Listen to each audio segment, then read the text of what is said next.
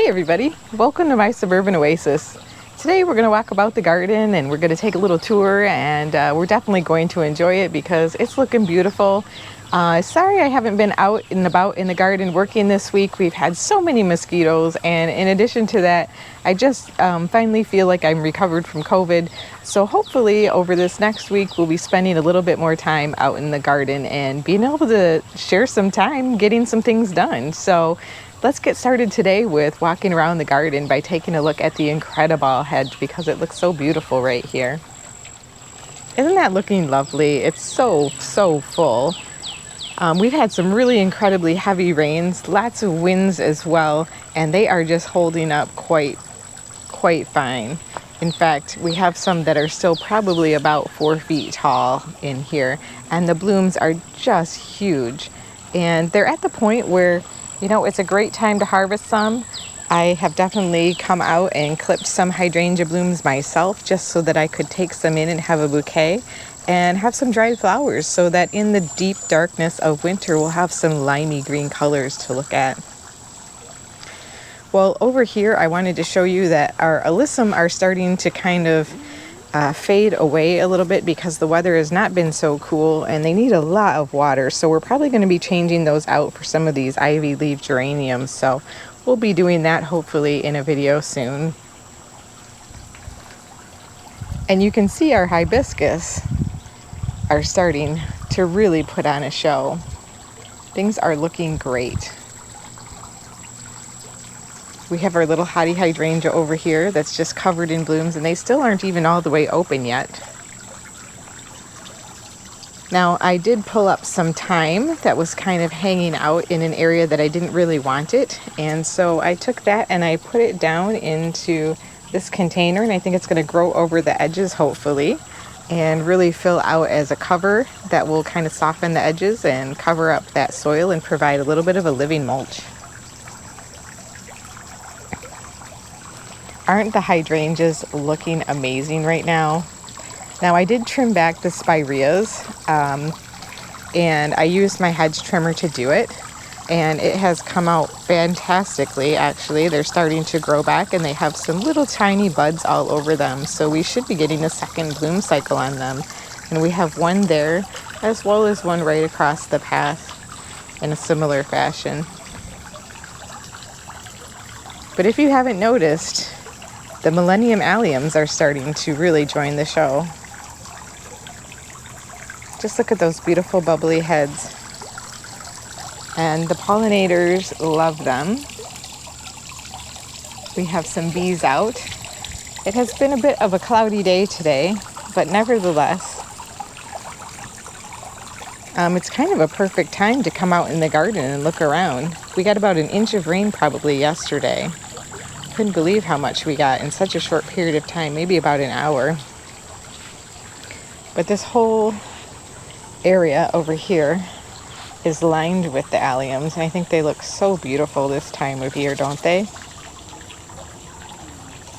Their little lollipop form is a beautiful foil to all of the other different shapes and textures of leaves.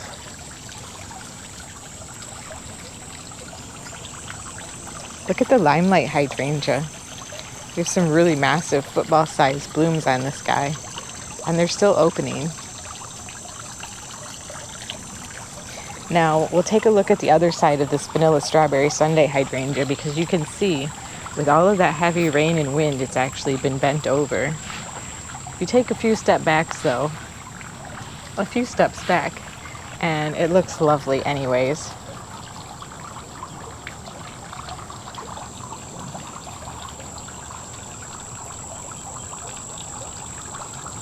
So much rain, but the grass is still green in August, which is odd for us. This time of year we usually experience some browning and a little bit of crispiness of the grass, but it's not happening. Got some beautiful new leaf growth on this viburnum, and all of the pots are looking great still. I don't know if you can see down there the hibiscus, but let's get a little bit closer so you can. The evening rose hibiscus around the pool just looks so fantastic. They really are just about in full bloom.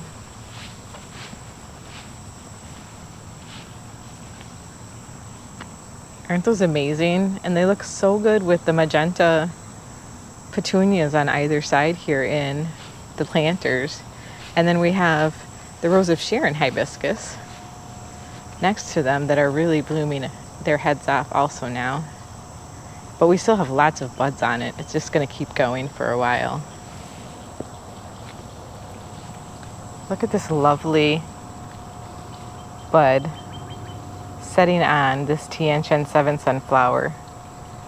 It is amazing. And look at those gorgeous leaves. You see how they curl? This is a wonderful shrub for interest.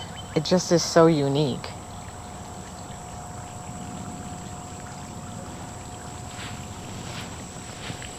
Get a little closer to the evening rose hibiscus here so you can see the blooms up close. They're gorgeous. A beautiful shade of magenta.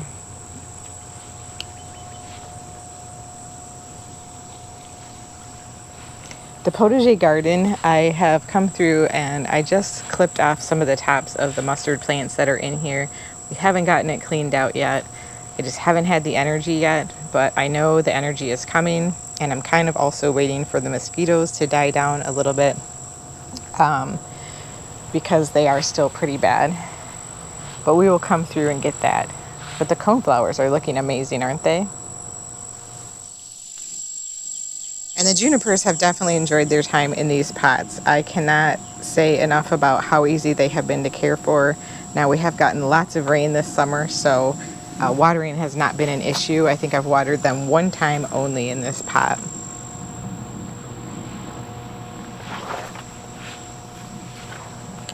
Let's take a look at the lady over here because she is looking so beautiful in and amongst this pinky winky hydrangea.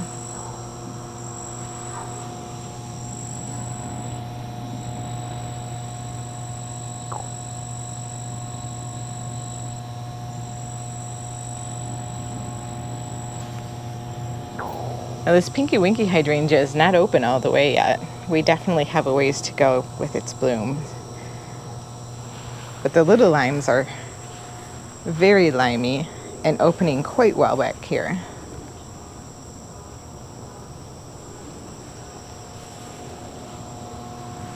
Ooh, I just had a mosquito fly into my ear. Now I have not gotten to the privet hedge yet, so that is on the task list for sure. That's going to be a really easy one to take care of though, because I have a really great electric hedge clipper, so we'll come through here and take care of that in no time. Really the biggest thing about that is just kind of cleaning up the mess after you're done pruning. So I took some of the clippings just the other day off of the smooth hydrangeas over here, and you can't even tell because there's so many of them that are left. So many bloom heads. And we're getting even some nice new little blooms at the top. You can see some starting in the back there.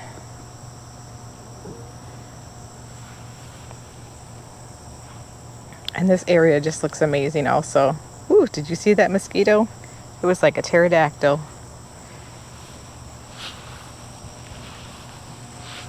Look at the lungwort. Now this is the kind that I'm not sure what it is, but I like to call it twinkle toes, because there is a variety by that name, and I think it's pretty close to that.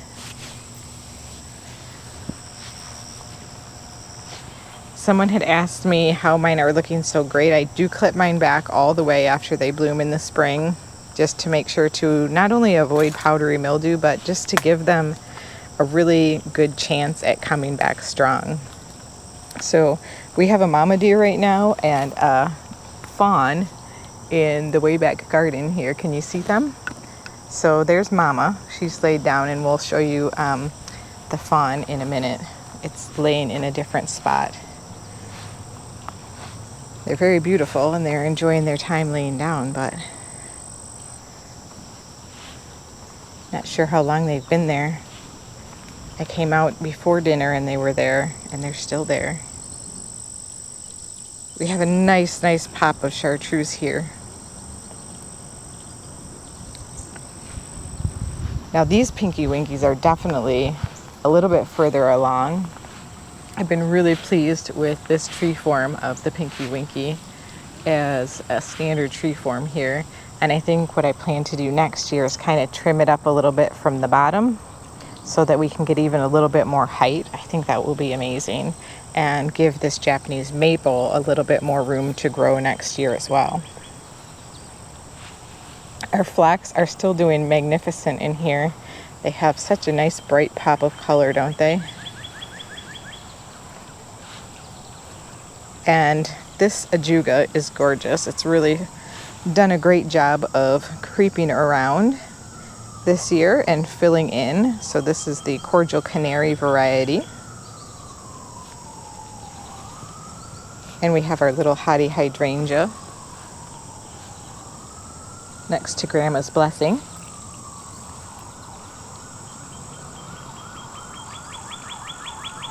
And I hope this fall to do a little bit of division on this plant right here, which is the Heaven Sent Pulmonaria.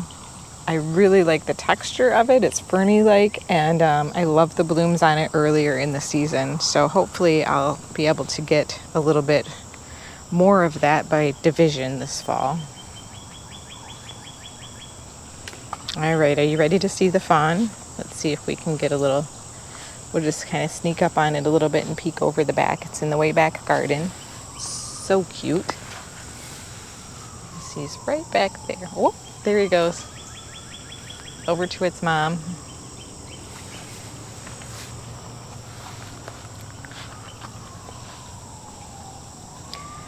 I have so many magnificent views in my garden. I just feel so lucky. And I'm glad that I have the opportunity through YouTube to be able to share it with some of you. And I want to thank you all for so many lovely wishes that you gave me over the last couple of weeks about getting better and my health and wishing me well. So thank you so much for that. I appreciate it a lot. It meant a lot to me.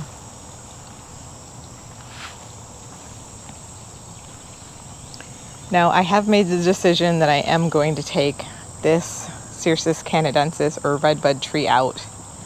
I've decided that it is too weak and I don't want to have to take it out in 10 years. So it's going to come out. And I have a great plan for what I'm going to do in this area after I take it out. And we'll share that with you in the future too.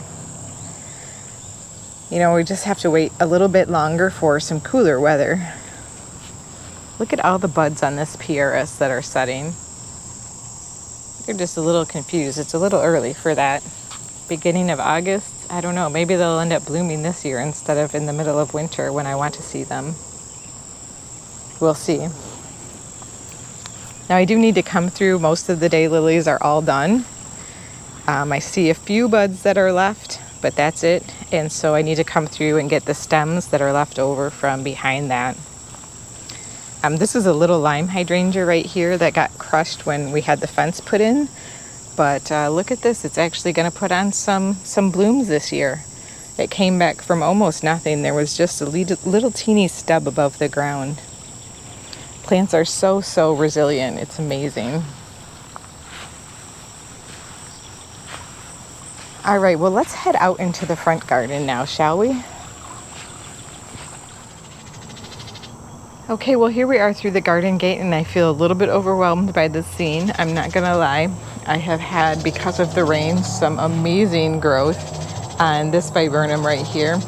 And I'm gonna leave it because it does bloom on old wood. So I'm gonna leave it and let it bloom next spring. And I think we'll get lots of fresh, lush blooms. And then I'll be able to trim it and cut it back again. And I have a feeling that because of how tall this shrub can actually get, that this will be fairly similar of a process every year, that I will end up having to trim it back, and that it will grow up really nice and tall because it will have a very strong root structure, and it will just fill right back in after I trim it down. But that way we can at least keep it below the roof line. You can see all of the liatris are gone over, and I have a whole bunch to clean up. They're hard to see here, but the rabbits have come through and they have nipped off all of the liatris down low, kind of eaten little bits of the stems and then left the seed heads all along this path. So I have some work to do to clean that up as well. Otherwise I will have so many liatris I won't know what to do with myself. All right, well, the front entryway is still looking fantastic, and I'm so happy that we did all of the work to get that together before the garden tour, because I have really enjoyed it. And it's so nice to come out here and just have a cup of coffee in the evening or the morning, or a drink, and enjoy it. Look at these blooms on the bloomstruck hydrangea. They really are filling out. I love the changes in color that are happening on this one, with the purple and the yellow and the pink, all in the same bloom. Again, we got about an inch of rain last night, so kind of crazy and sideways. So everything is looking really, really healthy and vibrant.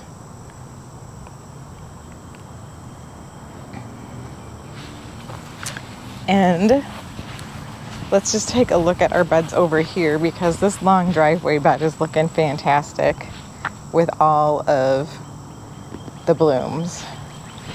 The coneflowers last for so long. I just highly recommend them as a plant for anyone who has warm or hot or dry summers, because they do truly a fantastic job. You can see the grasses are starting to open up their seed heads.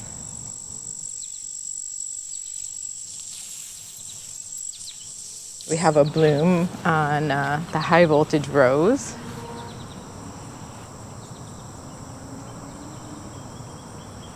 And down here, this particular part of the garden bed is looking amazing, with the coneflowers as well as those little bobble heads of the alliums here.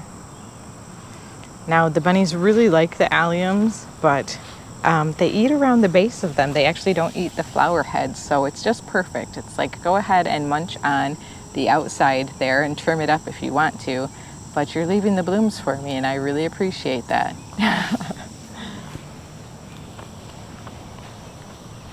Doesn't that look stunning? So gorgeous.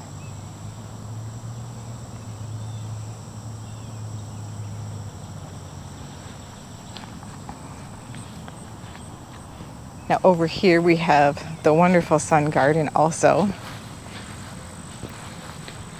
And the bobos are continuing to fill out here.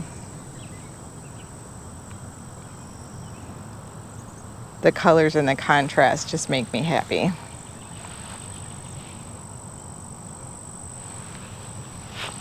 We have some blooms on the Dreamland geranium, which we haven't seen for some time.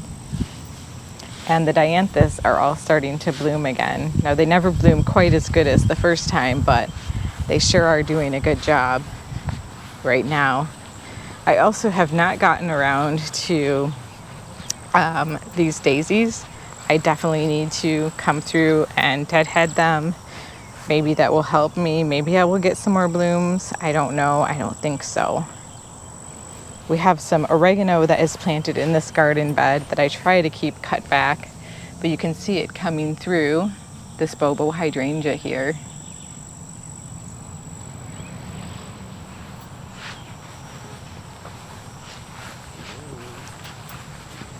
The new garden bed over here really enjoyed all of the rain that we got this week, for sure.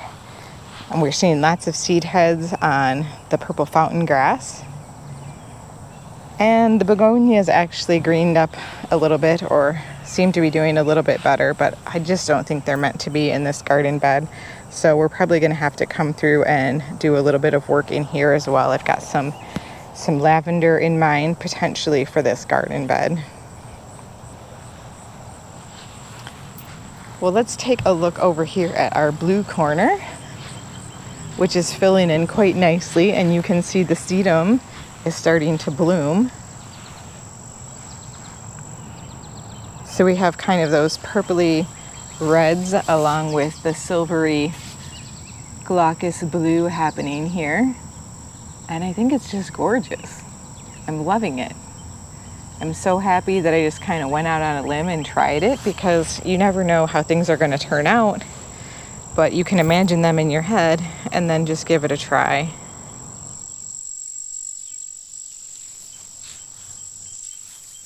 And over here, everything is looking great as well. You can see we're starting to get some blooms on the mums. This limelight hydrangea is blossoming out. And we finally are seeing some blooms on the phlox over here. Aren't these a gorgeous bright color?